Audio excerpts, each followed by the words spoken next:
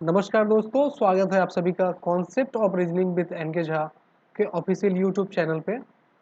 और आज हम लोग मस्त हो गए पैसेज ऑन इन्फ्रेंस के बारे में पढ़ेंगे। एक एक बात को समझेंगे, एक एक बात को जानेंगे जो एग्जामिनेशन के व्यू से इम्पोर्टेंट होता है। ठीक है, घबराने की बात नहीं है। आज एक छोटी सी वीडियो में मैं पूरे पैसेज इन्फ्रेंस के पूरी कॉन्सेप्ट में बता दूंगा और वो सारे क्वेश्चन को मैंने रखा है जो प्रीवियस एग्जामिनेशन में पूछा गया है मेंस के एग्जाम में।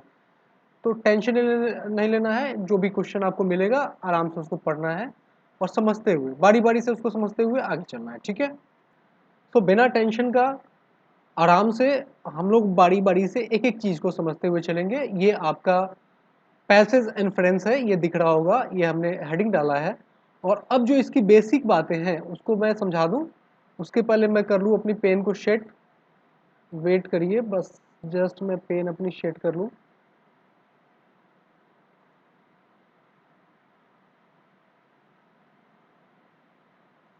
ठीक है, ओके, ऑल इज ओके। ठीक है, ये पैसेज इन्फ्रेंस में मेन बातें जो ध्यान रखनी होती है, एक पैसेज दिया होता है। ठीक है, आप समझते चलिए। एक पैसेज दिया होता है, पैसेज में क्या होता है, कोई कंटेंट्स होगा, कोई ऐसे होगा, किसी के बारे में वो डिस्कस करेगा या किसी के नेचर के बारे में वो डिस्कस करेगा। और इस पैसेज के बिहाफ पे आपको क्या करना होता है, एक आंसर ड्रॉ करना होता है जो डायरेक्टली रिलेट करता है, जो डायरेक्टली रिलेट करता है पैसेज से। कहने का मतलब है एक ऐसा आंसर ड्रॉ करना होता है, एक ऐसी सिचुएशन को ड्रॉ करना होता है जो इस पैसेज में दिए गए डाटा के बेस पे होता है। आपको कहीं से भी कुछ भी साइड से कोई भी कंटेंट्स, कोई भी मटेरियल इसमें ऐड नहीं करना होता है। ठीक है, बात यही ध्यान रखना होता है।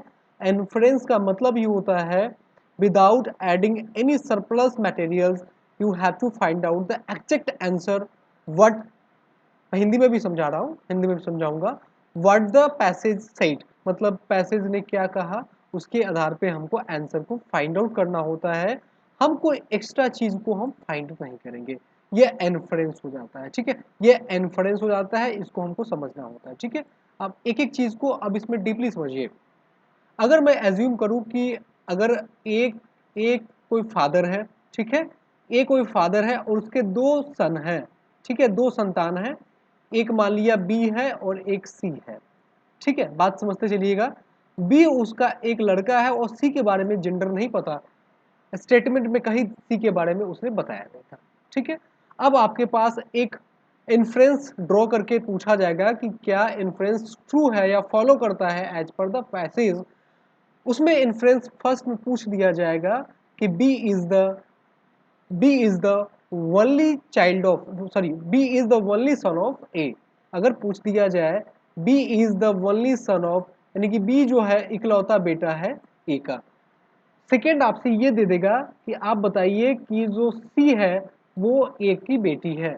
पूछा जाएगा सी जो है ए की बेटी है या गर्ल्स है। तो हम इन दोनों को बारी बारी से चेक करेंगे कि वाकई में इसने दिया क्या था। फर्स्ट में ये दिया है कि स्टेटमेंट था, फर्स्ट में इन्फ्रेंस करना था कि बी जो है ए का इकलौता बेटा है। यही क्वेश्चन पूछा गया था, बी जो है ए का इकलौता बेटा है, ये पूछा गया था। अब आप एक चीज ड्रॉ करिए, बी के बारे में उसने कंफर्म किया कि लड़का है, लेकिन अभी भी सी के पास जेंडर क्लियर नहीं था। तो हम ये कैसे अनुमान लगाए कि बी इकलौता उसका बेटा था। सिर्फ आपका ये कंफर्म था कि बी उसका लड़का है, ओनली बॉय, ये ऐसी बात उसने कहीं नहीं कहा था। तो अगर सिर्फ होता कि बी ए का बेटा है तो बात एकदम इन्फ्लुएंस आपका ड्रॉ हो जाता, ट्रू होता। लेकिन उसने ऐसा नहीं पूछा। सेकंड में देखिए, सेकंड पूछा है कि सी जो है उसकी बेटी है और सी के बाद पहले उसके सी का जो है जेंडर उसमें क्लियर नहीं है, इसके आधार पर हम कंफर्म नहीं बोल सकते हैं कि सी उसकी बेटी ही होगी। ठीक है, मेरी बात समझ गए होंगे इन्फ्रेंस का मतलब हम कैसे ड्रॉ करते हैं।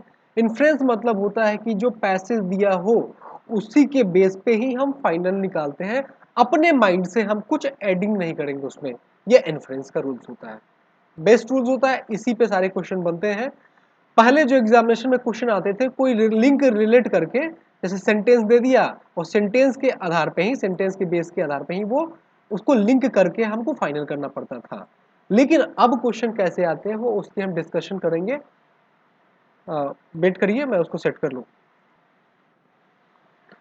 ठीक है दोस्तों, अभी ये स्टार्ट करते हैं हम लोग क्वेश्चन डिस्कशन। ठीक है, आराम आराम से क्वेश्चन पढ़िएगा, ये पैटर्न आज के एग्जामिनेशन में पूछे जा रहे हैं। ठीक है, ऐसे क्वेश्चन आपको पूछे जाएंगे और उसके बेस पे एक कंडीशन वो जनरेट करेगा। ये कंडीशन आपको दिख रहा होगा, ये कंडीशन आपको दिख रहा होगा, इंग्लिश वाली ये देखेंगे कंडीशन, उसके आधार पे ये ऑप्शन दिया जाता है और इन ऑप्शन में जो एग्जैक्ट ऑप्शन उसको सेट करता है उसी को हम फाइनल आंसर लेके बनाते हैं। ठीक है, अभी चलिए एक एक करके स्टेटमेंट को जल्दी से पढ़ते हैं, फिर उसके बाद सॉल्यूशन को देखते हैं। देखिए, Mansi needs to shift to the new area because of the commutation issue. She wants an apartment near to her office, but she is in trouble. The accommodation she is looking for is not up to the mark. She needs to shift in a studio apartment because of her privacy concerns, but at the same time, she doesn't want to spend that much amount which is needed to get her requirements fulfilled. She is thus taking a lot of time in getting settled to a new place. What can be inferred from this scenario of her decision making? Question ये था कि मानसी एक लड़की है जो commutation issue के कारण वो नए क्षेत्र में शिफ्ट होना चाहती है। ठीक है, उसके कार्यालय के पास में वो चाहती है कि जो ऑफिस है वहाँ पे एक उसको एक अपार्टमेंट मिल जाए, लेकिन परेशानी ये है कि जो जैसा अपार्टमेंट वो चाह रही है वो उसके हिसाब से नहीं मिल रहा है। उसमें उसको ज़्यादा खर्च हो रही है, लेकिन वो ऐसा चाह नहीं रही है, लेकिन फिर भी उसको ऐसा चाहिए। अब ऐसे कंडीशन में ये बता रहा है कि उसके दिमाग में ऐसा क्या चल रहा होगा या उसका नेचर क्या होगा। आप ये चीज़ समझिए, अगर वो ऐसी कंडीशन में फंसी हुई है, मान लीजिए आपके पास पैसे हो और आप चाहेंगे कि भाई मैं खर्च करूं या ना करूं, मेरे बहुत सारे काम हैं, मैं क्या करूं, मैं ये करूं, मैं वो करूं। ये कंडीशन तो वो होगा जब आप पजल्ड होंगे, यानी कि आप ऐसी कंडीशन जिसमें डिसाइड नहीं कर पा रहे कि एग्जैक्ट में मेरे को करना क्या है, मैं रहूं या फिर जाऊं। तो ऐसे केस में तो वो परप्लेक्स्ड ही होगा। तो करेक्ट आंसर आपका परप्लेक्स्ड हो जाएगा। आप बोलेंगे सर कंजूस क्यों नहीं हुआ? भाई ये कंजूस इसलिए नहीं हुआ क्योंकि कंजूस का मतलब होता है कि आप सामान लो, आप सामान लो लेकिन सस्ता में लो, आप सामान लो लेकिन सस्ता में लो, आपकी लाइफ एकदम आसान वाले चले, हर चीज में आप कमियां ढूंढ के भी ले सको, कोई दिक्कत नहीं है। लेकिन उसने अभी तक ऐसा कोई डिसीजन नहीं लिया, तो हम उसको कंजूस कैसे बोल सकते हैं? वो तो परप्लेक्स था, वो पजल्ड था और किसी उसमें नहीं था। क्लेवर कैसे हो सकता है? क्लेवर तो ऑलरेडी उसके इसमें बैठेगा नहीं। चीटर हो नहीं सकता क्योंकि दूसरे को चीट नहीं कर रहा है। और लेनियंट कैसे हो सकता है जब किसी को वो हेल्प ही नहीं कर रहा है? तो इस हिसाब से जो करेक्ट आंसर था परप्लेक्स्ड हो जाएगा। ठीक है, क्वेश्चन नंबर सेकंड की बात करते हैं। क्वेश्चन नंबर सेकंड आपके सामने आ गया है। ठीक है, इसमें स्टेटमेंट है Manish is the managing director of A Hindus corporation private limited. This is third year of his tenure and he has gained a lot of expertise, but the company is forcing him to change his department in which he would be having a complete new experience of the IT along with a decent increment in his salary. He is now ready to switch to the other department because of the increment. Because of the increment. ये important part है सोचने वाली। ठीक है, एक second मैं set कर लूँ पेन को। हाँ जी, ये इंपॉर्टेंट पार्ट है जो इसको आप ध्यान रखना। Because of his salary, where is okay. ठीक है, यहाँ सैलरी आपको दिख गया होगा, यहाँ पे आपको सैलरी दिख गया होगा। सैलरी कैसे आप उसको ले पाते हैं? ठीक है, देखो यहाँ salary, because of his salary. ठीक है, he is now ready to switch to the other department because of the increment. Okay, which quality do you have see in Manish? अब मनीष में ऐसा क्या क्वालिटी, इस कंडीशन के बाद में फाइंड आउट करते हैं। अब एक चीज बताइए, अगर किसी एक फील्ड में आप एक्सपर्ट हो गए, मान लिया कि आप घोड़ा चलाने में या हॉर्स राइडिंग में एक्सपर्ट हो गए, आपको 50,000 की सैलरी मिल रहा हो, अदर काम आपको नहीं आ रहे हो, और मैंने बोला कि एक काम करो, आपको मैं जेसीबी दे दिया, आपको दे दिया मैंने 1 लाख का सैलरी, आप जेसीबी चलाओ, क्या आप जाओगे वहां पे? आप जाओगे? आपको जेसीबी चलाने नहीं आता है, तो आप जिस फील्ड में हो उसी में चाहोगे कि आगे बढ़े, हम फिर से स्टार्ट करें, फिर से अपना टाइम वेस्ट करें। ठीक है, आपको 1 लाख सैलरी मिलेगा वो भी ठीक है, आपको ज्यादा मिलेगा वो भी ठीक है, माना, लेकिन आप अपने एक्सपीरियंस वाले क्षेत्र में रहेंगे तो बहुत ज्यादा आगे जाएंगे। एक नहीं, आप 50 लाख कमा सकते हैं। तो इस केस में तो एक ही चीज उस पर सटीक बैठता है कि वो मनी माइंडेड था और कोई भी इसके हिसाब से नहीं हो सकता है। इंथुसियास्टिक मतलब होता है कि आप इसी फील्ड में काम करें लेकिन ज़्यादा एनर्जी के साथ में, तो वो जाता है उत्साही के क्षेत्र में। बेतुका मतलब होता है अनरिलेटेड, वहाँ पे मतलब अनरिलेटेड के कैसे निज्यूम कर सकते हैं, ठीक है। और वर्कहोलिक मतलब होता है कि एकदम काम का नशेरी आदमी बोलते हैं। तो वर्क नशेरी तभी बोलते हैं जब वो 24 घंटा काम करता है, उसके बीच में बीवी और गर्लफ्रेंड के लिए या बॉयफ्रेंड के लिए टाइम ना हो, तो वर्कहोलिक होता है। बच्चों के लिए टाइम ना हो, वर्कहोलिक होता है। जैसे अल्कोहलिक होता है वो वर्कहोलिक होता है। बात समझ गए होंगे। ये मनी माइंडेड की बात थी। वो मनी माइंडेड हमेशा पैसे की बात या पैसे की बात करने वाला था। ऐसे केस में मनीष के बारे में डिसाइड हो जाता है। चलिए क्वेश्चन नंबर 3 की बात करते हैं। क्वेश्चन नंबर 3 आपके सामने ये रहा। क्वेश्चन नंबर 3 आप लोग ट्राई करिए। Question number third is that Miss Priyanka had a bakery from which a customer had been buying stale loaves. Stale loaves में मतलब होता है कि एकदम खराब सड़ा हुआ जो एकदम थर्ड क्वालिटी का होता है, जिसको आप फेंक देते हैं डस्टबिन में, तो वो स्टेल लॉब्स में चला जाता है, ठीक है। She thought him to be poverty striking, मतलब वो उसको ऐसा समझती है कि वो गरीब और स्ट्रगलिंग आर्टिस्ट है, and wanted to help him out. ये कंडीशन आपको एक चीज क्लियर कर दिया कि उसके माइंड में एक इंटेंशन प्रियंका के पास में आई थी कि वो उस गरीब कस्टमर को मदद करे, ठीक है। One day we when he came for his stay lob, he secretly cut the crust and put in some butter।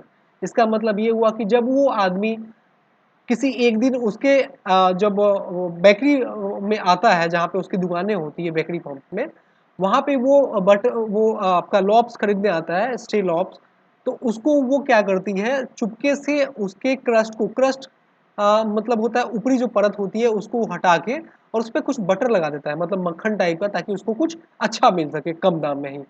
The man had been working on a plans for a new theater in the city and had finally inked the drawing। इसका मतलब वो ये हुआ कि आदमी को कोई नया काम उस शहर में मिल चुका था और उसके लिए वो कुछ कर रहा था, ठीक है।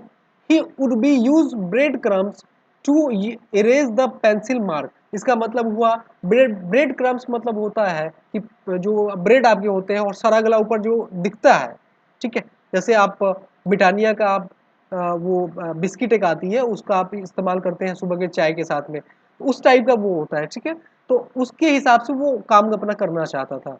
But miss Priyanka ruined his plans and his chances by cutting the bread crumbs, ठीक है। इसका मतलब ये हुआ कि प्रियंका के द्वारा जो ब्रेड क्रम्स को ऊपर से जो काटने का जो तरीका था या सोच थी, उसके प्लान्स को और उसके चांस को वो बर्बाद कर देती है, बर्बाद कर देता है।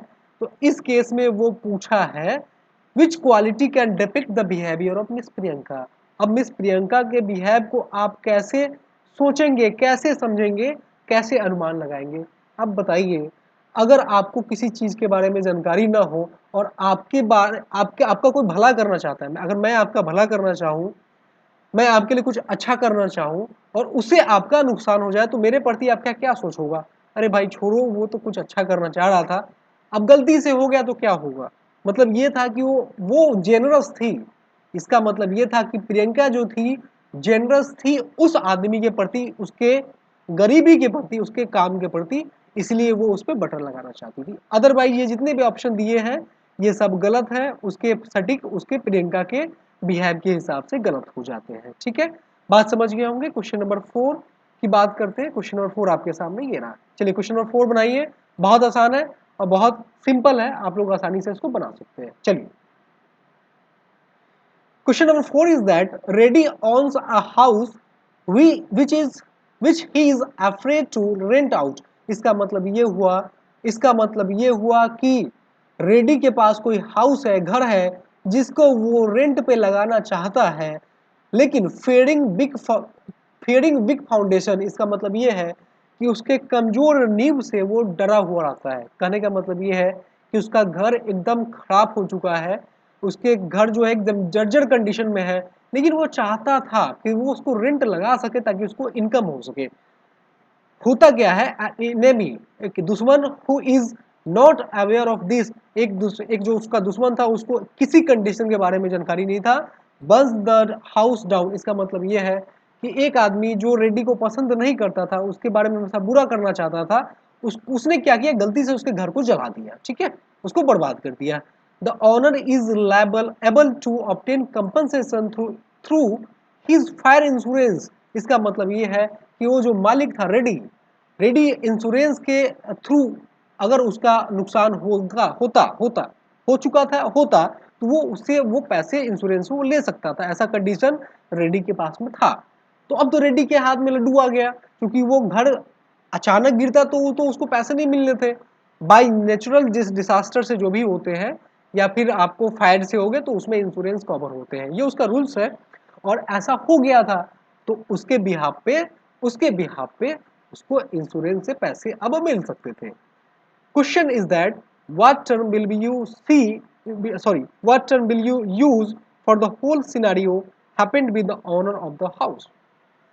इसका मतलब है कि आपका जो कंडीशन आपने जो देखा, जो भी कंडीशन देखा उसके पक्ष में उसके हिसाब से आप उस ऑनर जो हाउस है रेडी के बारे में आप क्या महसूस कर पाएंगे, क्या सोचेंगे। ठीक है, पहला कंडीशन देखिए, no win situation. No win situation मतलब ये होता कि उसके घर जल जाए।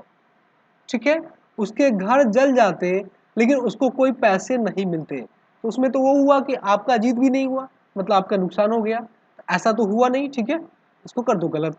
ए बोल्ट फ्रॉम द ब्लू, नीले रंग से एक बोल्ट, मतलब ये ऐसा बोला गया कि कुछ कलर वलर की बात हो रही है, ऐसा कोई एग्जैक्ट इसमें फिगर ड्रॉ नहीं हो पा रहा है, तो उसको आप गलत कर दो। ठीक है, the Fortune stroke of the serendipity. ठीक है, ठीक है, सर्पदंश का भाग्य दोष मतलब हुआ कि कभी ग्रह होता है, सर्पदंश होता है, एक ग्रह होता है जिसके आधार पे कभी कभी हम बोलते हैं ना कि आपके लाइफ में नाग दोष है, शेष नाग दोष है, सर्प दोष है, तो वो ऐसा कुछ कंडीशन क्लियर उसमें हिसाब से हम नहीं कर पाएंगे, क्योंकि हम उसके भाग रेखा के साथ तो नहीं चल पाएंगे। Second, a blessing in disguise. Okay okay, इसका मतलब ये हुआ कि बुरा करने के साथ ही साथ किसी का अच्छा हो जाए। मतलब ये है कि अगर कोई किसी को बुरा करना चाहा और उसमें उसको कोई बहुत अच्छा कर जाए तो उसको बोलते हैं ब्लेसिंग इन डिस्गाइज। मतलब वो तो चाह ही रहा था कि उसका रेंट लगे, उसको इनकम हो और उसको इंश्योरेंस का पैसे अगर मिल गए पूरे के पूरे तो बहुत अच्छी बात है। तो ये करेक्ट आंसर था। और चिकन एंड एग प्रॉब्लम ये कहीं सेटेबल नहीं था, तो option number C is the correct answer. As per the passage ये एकदम करेक्ट इन्फ्रेंस थे, एकदम करेक्ट इन्फ्रेंस थे ये पैसेज का। एकदम समझ पा रहे होंगे, हम इसका अनुमान लगा पा रहे होंगे, एक एक चीज को आप अच्छे से समझ पा रहे होंगे। चलिए क्वेश्चन नंबर 5 की बात करते हैं। क्वेश्चन नंबर 5 आपके सामने ये रहा। चलिए क्वेश्चन नंबर 5 आप लोग ट्राई करिए। ठीक है, क्वेश्चन नंबर 5 है, an employee named Aman in a government ministry wants to impress his girlfriend with his diplomatic status, so he removes some top secret documents from the office safely. That night, the ministry is raided by the spies, and the authority, assuming that the young man somehow knew about the raid and had removed the documents to safeguard them, he is ultimately congratulated. What can be inferred from the passage? इसने ये बोला है कि एक employ था जिसका नाम था अमन, वो एक सरकारी विभाग में काम करता था और अपनी गर्लफ्रेंड को अपने डिप्लोमेटिक स्टेटस के लिए वो इम्प्रेस करना चाहता था, इसलिए उसको वो बुलाना चाहता था। उसको वो बुलाना चाहता था कि गर्लफ्रेंड आप मेरे ऑफिस में आओ, मेरे पूरे राजपाट को देखो मैं कैसे काम करता हूँ। लेकिन उसने क्या किया था, अपनी गर्लफ्रेंड को ऐसी कोई सीक्रेट चीज हाथ ना लगे तो सारे डॉक्यूमेंट्स को वो छुपा देता है। अब संजोग मानिए कि उस रात में कुछ स्पाइसेस, मतलब होता है कि कुछ गुप्तचर या जो गुप्त विभाग होते हैं उसका प्लस अथॉरिटी का उस पर छापा पड़ता है, और उस छापे से उस अथॉरिटी को वहां पे ऐसा कुछ मिल नहीं पाता है। और इसके बिहाफ पे चूंकि जब स्पाई जो छापा पड़ता है, छापा देता है, तो उसको कुछ न कुछ क्लू हाथ लगा जरूर होता है, लेकिन उसको नहीं मिलता है, तो उस जो एम्प्लॉय है अमन, उसको वो सब कंग्रेचुलेट करते हैं कि भाई आप कितने शातिर हो, कितने स्मार्ट हो, कि आप बहुत अच्छे हो। ठीक है, आप बहुत अच्छे हो इस सेंस में भी, और दूसरा आप बहुत शातिर भी हो कि सारी चीज आपने छुपा दिया। तो इस आधार पे उसको कॉन्ग्रेचुलेट करते हैं, बधाई देते हैं। तो इससे तो एक बात क्लियर हुआ कि जो बुरे आदमी होते हैं या बुरे आदमी भी होते हैं उसके साथ भी अच्छी चीज होते रहते हैं। ये सटीक है आज पर द ऑप्शन सी, यानी कि उस अमन का नेचर कहीं ना कहीं गलत तो था, तभी तो वो सारे डॉक्यूमेंट को छुपाया, यानी कि वो बुरा था और उसके साथ में अच्छा हो गया कि उसने सारी चीजों छुपा दिया था, तभी तो उसके साथ अच्छा हो गया। तो ये इसके हिसाब से सटीक चले जा रहा है, ठीक है। अदर ऑप्शन आपके साथ में जो भी है वो अनसुटेबल है एज पर द पैसेज, आप उसको इन्फर्ड नहीं कर सकते हैं, ठीक है, आप उसको इन्फर्ड नहीं कर सकते हैं। चलिए क्वेश्चन नंबर 6 की बात करते हैं। क्वेश्चन नंबर 6 आपके सामने ये रहा, पहले मैं इरेज कर दूं। चलिए ट्राई करिए आप क्वेश्चन नंबर 6 को। Question number 6 is that Raman had to reach to the studio early on his first day of the shoot. मतलब ये हुआ कि रमन जो है स्टूडियो अपने फर्स्ट डे शूट से पहले दिन पहुंचता है। ही वॉज इन हरी, वो बहुत जल्दीबाजी में रहता था। On his way to the studio he meet an abandon child. मतलब ये हुआ कि कोई माँ बाप का छोड़ा हुआ लड़का बच्चा उसको रास्ते में मिलता है जब वो अपने स्टूडियो जा रहा था। The child was begging before him when he was about to leave after getting the green signals of the traffic lights। ठीक है, इतना समझिए। इसका मतलब ये हुआ कि जब ट्रैफिक लाइट्स क्लियर हो चुका था जाने के लिए, तो वो जैसे ही जाना चाहता था कि वो बच्चा उसके सामने भीख मांगता हुआ नजर आया। But owing to the genuinity, देखो ये समझ लो कि वो दयालु होने के कारण वो ही couldn't able to leave from there, वो वहां से नहीं जा पाया। He thought of helping the child and asked about his parents about the child was an orphan। He thought of helping the child, इसका मतलब ये हुआ कि वो बच्चे की मदद करना चाह रहा था। and asked about his parents but the child was an orphan। उसको लगा कि उसके बच्चे कुछ होंगे, मतलब उसके माँ बाप होंगे, लेकिन उसको बाद में पता चला कि ये ऑर्फन है, मतलब वो अनाथ है, ठीक है। Raman was in A dilemma now, अब रमन दुविधा में था कि एक्चुअली करना क्या है। As per the statement he took the child to the orphanage and got him admitted there and then left for his work। इसका मतलब ये हुआ कि वो उस ऑर्फिन को, उस बच्चे को एक ऑर्फनेज मतलब अनाथालय में ले जाता है और उसके बाद वहां उसको सौंप के उसको हैंड ओवर करके वो चला जाता है काम करने के लिए। he got very much late after doing so। इसका मतलब ये था कि वो पहले दिन ही अपने काम से लेट हो जाता है। what would you infer about Raman's behavior from this about given scenario। इसका मतलब ये हुआ कि रमन के इस सिनेरियो के बिहाफ पे आप क्या सोचेंगे रमन के बारे में। आप समझिए कि अगर आप नागवार की बात हुआ कि आप एक्सप्रेटिंग की बात करें, एक्सप्रेटिंग की बात करें, तो आप इसको कहीं से सटीक नहीं मान पाएंगे कि मतलब वो एकदम बेकार काम किया उसने।